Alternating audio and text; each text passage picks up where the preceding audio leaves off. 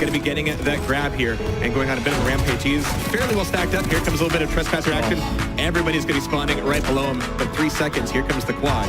And it could be Namiga back on. It's going to be Siege actually picking it up, waiting for the quad to come back up. Everybody flying into his lap as he shuts him down. They don't want to hang around that long. They're trying to hunt here, working together. Avic's going to get tickled by that quad LG, and it's not going to feel good. There's another one as Cypher turns his back to him.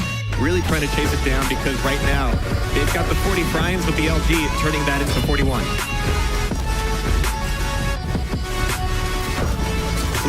Cypher just gets Avic healing back up, waiting on the next item power up in 2 seconds here. Positioning's a little wonky. Yeah, I can appreciate what Avic's doing here, just trying to get the damage done before diving in and then getting the quad in. You know, sometimes you get the quad on this map and you wonder, how did that even work? Okay, cool, free quad, but now he's going to be taking a lot of damage from the machine gun and potentially even the gauntlet here. Sacrificing for the greater good here is 4 seconds. It looks like the position. Wow, Avic pushing in, trying to save his teammate Steege with the fantastic rockets. And Avic will be taking over that quad, and that is bad news for Corvidae on Corrupted Keep. They were feeling so good about that. You can see that Dan's head was on a swivel, looking for bodies. The first quad up as Steege will be just defending top T. Kind of funneling everybody over back towards that quad. Just getting all these rails off, forcing everybody over towards the tri-bolt, and really that needs to be the information. Oh! That was phenomenal. Good morning. 40 seconds to the protection as Avic just wants to hold on to top T, hoping that somebody actually comes to him, but he's going to be looking for double frags at the railgun. It's from Avic, and look at Lee, barely took any damage, if at all, anything. His stack is going to be nice and fat here as, again, Avic raining down LG and rockets and just getting all these frags. He's going to get Steege through the teleporter as well. On it. Whoa, that pickup of the power-up. Cypher's got it 70 HP, and nobody from Corvidae was able to get that grab. Great tri-bolt, great rail, fantastic shots. Now he's got the Mega. They're going to have that info. Dan the King is still able to take down Cypher. And here's the collapse onto the heavy armor. Avic just defending off against everybody. 4 HP left. Heavy armor immediately just looking for a little bit of a low angle. Coming back through, eating that totem, knowing it's going to happen. But he's got his own totem up as well as a shotgun. Venger going down as the first blood and second blood for Rafa. Just because, yeah, somebody can just run around you forever, it seems. But then he just wants to break it off. Coming back in here with the peeker, looking for bodies, looking for info, and getting Venger down with the last second of that quad. Really weak on Vengabus. Yeah, they really did have to extend out from a lot of that. Even with the protection, all those rocket jumps will add up and take its toll. Venger able to take a little bit of health here, but there's the peeker out of the hang. Great shotgun work. Rafa gets the frag, and again, 25 seconds till the power up. Playing for this Mega here is Rafa trying to get the frag on there, and there it is, that totem. Wow. And there's the hang coming back in for the finisher. I like a carpenter using that nail gun. And there's the peeker again, and another frag from the hang with the peeker. Everyone has a plan until they get rocketed in the face. He's going to get that rail, use that totem earlier for a little bit of healing. He might be able to catch out Dehang or Rafa here. There it is. Great rail onto Dehang as he's 225s to work with. Again, trying to push forward, but these defensive rockets, and wow, there's the rail that we were talking about earlier. Venger looking for Vengabus here. Great LG work, and with the protection coming up, this is absolutely the time to try to finish him off. We have a switch over to Doom Guy. Yeah, no idea, but they tied it up to Hank fighting for his life. Here's Venger trying to get in there and punch him to death. Bus Driver takes out the Hank. Rafa takes out Venger and Bus Driver. No, Bus Driver and possibly Venger as he gets caught up by the heavy. Venger will get 1 for his money. The swap to rail's fantastic. Misses the follow-up, but the LG tickle is enough to take it. Probably not his favorite. He wants to hit those. He's going to go with the follow-up and unfortunately missed that as well. What? Okay. He's like, I don't need a rail for those. I'm going to use my rockets. Switches over to LG as well. Immediately trying to find the other frag. 43 to 28.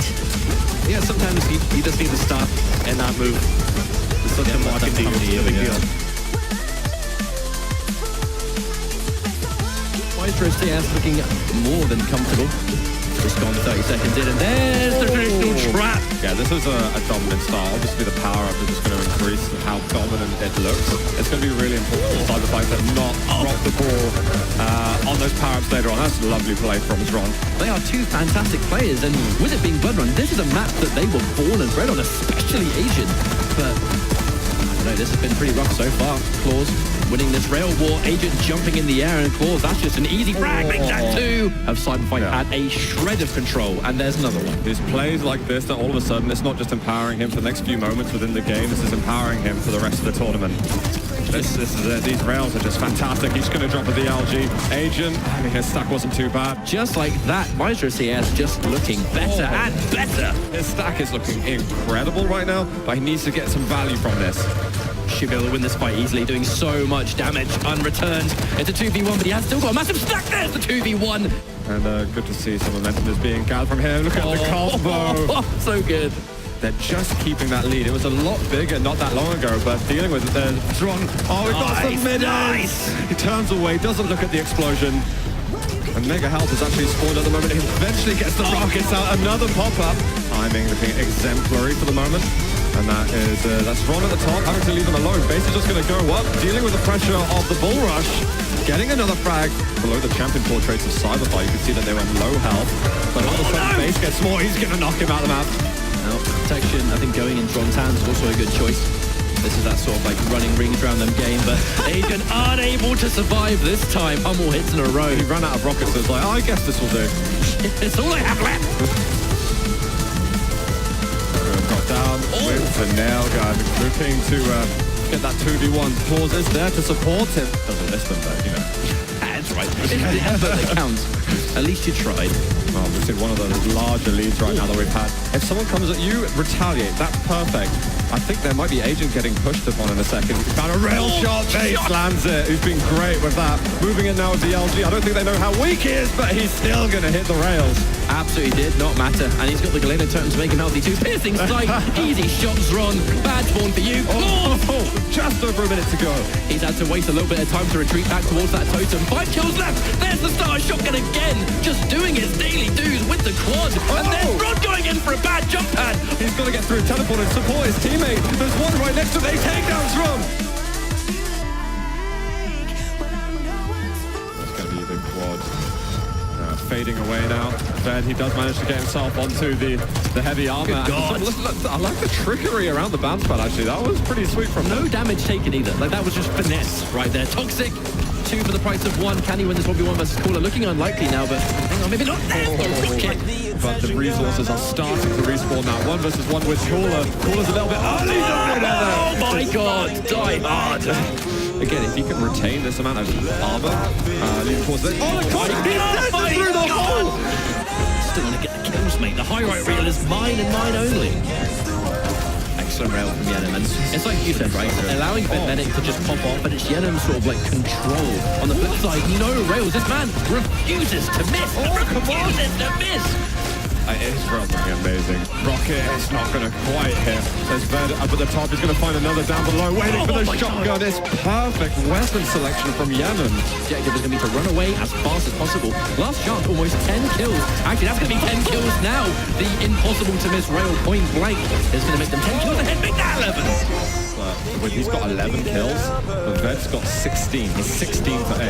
He's the type of player, though, he can have the most unbelievable kill-death ratio, but he's got no slow down button. It can also go very wrong, but we're seeing the absolute best of him now. And yeah, fortunately, Awoken's a good map for sort of never taking your foot off the gas. It's way too significant now. I'd say borderline. This win became impossible like a minute ago. Yeah, for sure. It was after that, making a point to start coming back. Tox had a nice double kill. And look, it thought it's actually even getting a nice blood run, but at this time for... Take the fight if he wants to. And it's been an interesting sequence. There's 3 rails landed in a row. The turret's going to get the extra little bit of damage there. Thanks for the support, man. Unofficial 2v1. Oh! The token, oh my god, it's so close. Blood Run in 2v2 compared to Blood Run in Duel. It's almost like it's an entirely different match. Oh, 2 excellent rockets. What a 2v1. Look at that damage go as well. You really need to be in there. But at the end of the day, you've got to get those finishing frags. Oh my god, that was sick. Okay, just pinball him around, over aggressive to that position. So I'm curious if Controller's going to switch hands a little more to the favor of... Case in point, I think, why the Rail is such a big risk, big reward weapon. You know, if you hit those shots, it's fantastic. fantastic. You know, the amount of damage you can deal is great, but if you miss, you are guaranteed dead. There really is nothing you can do to try and get out, especially throughout the Go4 cups that we would see with 2v2. This is a pretty decent map for Last Chance. We've seen them do pretty wonderful things in the past. As, oh my god, the double Vedmedic just in the perfect position. And in both times there, Yenem was the one that was causing all the attention. So no one was looking at Vedmedic, reducing his damage, and now he has a chunky stack to get this quad rampage, which I have no doubt he's going to get, you know, a fair few more frags before it's done. Whatever you can do, I can do better. That's just, before you can even celebrate that pummel steal, you get pummeled yourself. Like, that's just a, shut up, mate. That's rude, man. No, Up here. it was all rude, the whole lot. Okay,